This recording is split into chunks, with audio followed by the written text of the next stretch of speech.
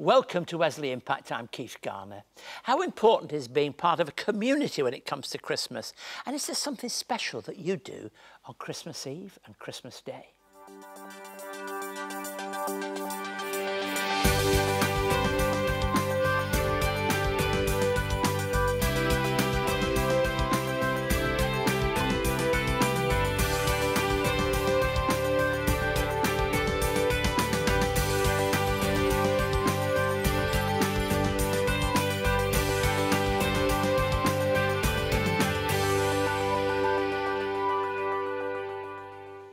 Well, thank you for being with us today.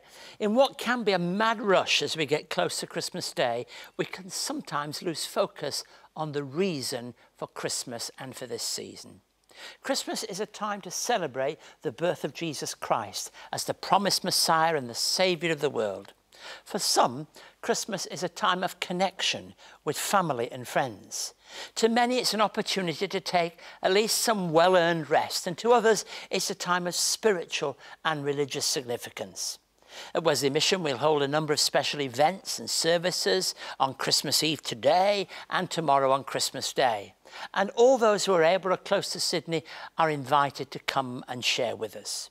I'm going to be talking about some of those events and that we'll hold over those next 2 days, and I'll be joined by Andy Chin, a senior pastor in our Wesley congregational life. We'll be joined by Pauline Valance from Came, a Scottish-Irish duo who will sing Christ Child's Lullaby. And I'll share some thoughts from Christmas from John's Gospel in what I've always considered to be the supreme passage of Christmas in that prologue to the Gospel. John's Gospel is different from the other three in that we don't have stories about the birth of Jesus. I want to explore this and ask why that's the case. John's Gospel is certainly very much one that tells us about the meaning of the coming of Jesus as the light of the world. And we'll look together further at that later in the show. In the past few weeks of Advent, Wesley Mission has prepared hampers full of food and toys that we've passed on to people who would otherwise go without. These hampers contain goods that have been donated by staff, supporters, congregation members and people in our community who hear of our work and want to donate to help others. The hampers go some way to help people who would otherwise not be able to afford a significant meal or a gift for their children, to enable them to have a better Christmas and, more importantly, to know that somebody cares. This is the story of one Christmas hamper and one family with whom we've made contact. Now, I should mention that we've changed the names and the faces so that people can be private. Christine and Sarah would come along to playgroup weekly, and so over time we built a relationship and got to chat to each other. And Christine, through that time, built some trust with me and was able to talk to me about some of the struggles that she was having. I got to know Sarah, and she was able to let me know that things were a little tough at home, and that as far as food went, they really didn't have a lot, and she was really worried for her mum and certainly for her brother as well, what Christmas might be like for them. All her friends were talking about what they wanted for Christmas, and Sarah wasn't able to do that. For Sarah, Christmas is not such an exciting time. It's a time where she sees her mum really stressed. It's a time when there's not a lot in the house. It's a time when other kids might have a Christmas tree, and at their house, at Sarah's house, there is no Christmas tree, because mum doesn't want to give false hope to the children that there might be gifts under there, and she just can't afford to do that. Mum's struggling as a single mum just to put food on the table for her family. So the thought of having to find that extra few dollars even to buy a gift is really, really hard, and it just doesn't happen. So for Sarah, Christmas is a tough time. Sarah's Christmas Day is no different to any other day for her. She'd be up first thing and, probably like most kids, off to the kitchen looking for breakfast, looking for something to eat, looking for some fresh milk. Often for Sarah, that's not there. There's nothing in the cupboards, they're empty. Sarah's really quiet. She keeps things in, she bottles it up, and it takes a long time for her to be able to feel that she can let you know how she's feeling. So, most of the time you see this quiet little girl, reserved, playing by herself. because, you know, life's really tough for her. Christmas should be a special, exciting time, and for many of the families that come to Wesley Family Services, it's not an exciting time, it's a scary time. It's a time where, as a mum, they feel inadequate. It's a time when they feel that they can't provide for their children. And it's really sad to see a mum feeling that she's not doing the best as a parent just because she can't provide those extra things for her children. I remember one Christmas I turned up at Christina's house with a hamper and some toys for the children, and she was absolutely overwhelmed. She couldn't believe that this would be the first time that she would have all those special things on Christmas Day. The kids came running outside and they, you know, look at that bag and go, oh my goodness, there's something for me. You know, they just absolutely are over the moon. They can't believe it. And, you know, just the smiles on their faces, they're so grateful that somebody thought of them. Without your donations, if we didn't have these hampers, these families would go without because they don't have the ability, the finances to be able to provide these things for their family. So without a hamper from Wesley Mission, yeah, there would be no special Christmas lunch. It would just be like any other day of the week. Wesley Mission hampers make such a difference to this family. The children can wake up knowing that, you know, they get to enjoy Christmas Day just like their friends. The excitement in these kids' faces is unbelievable.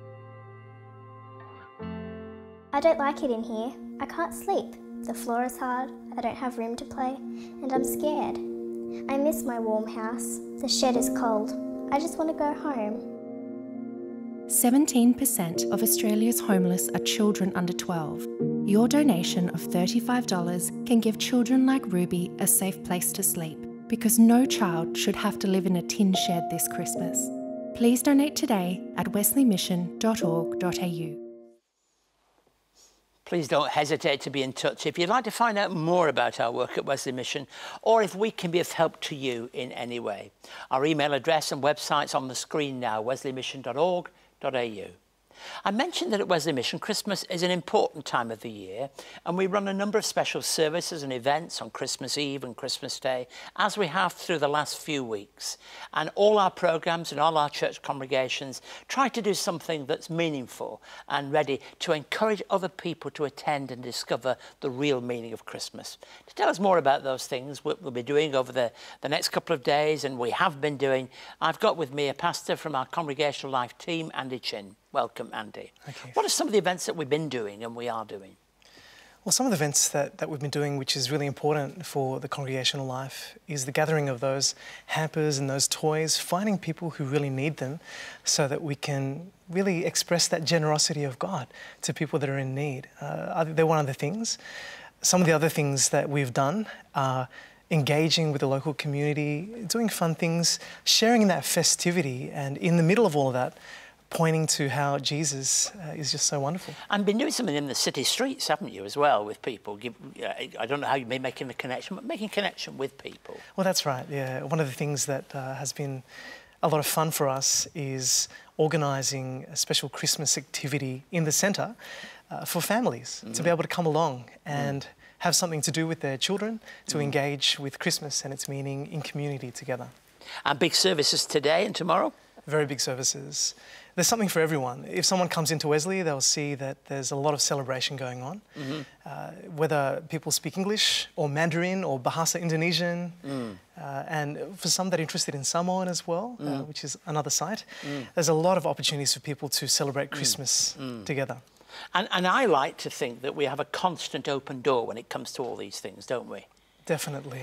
In the films that we saw people in need, and we know that that's a real thing. And sometimes it can be hidden behind a facade, can't it? You know, as well as people coming because they've got obvious needs, for other people it's hidden away, isn't it? Yes, it is. And it's very important that we can find a way of, not breaking through the facade, but being able to provide help. How long have you been a member of our team now at Wesley Mission? I started as a member of the team in 2001.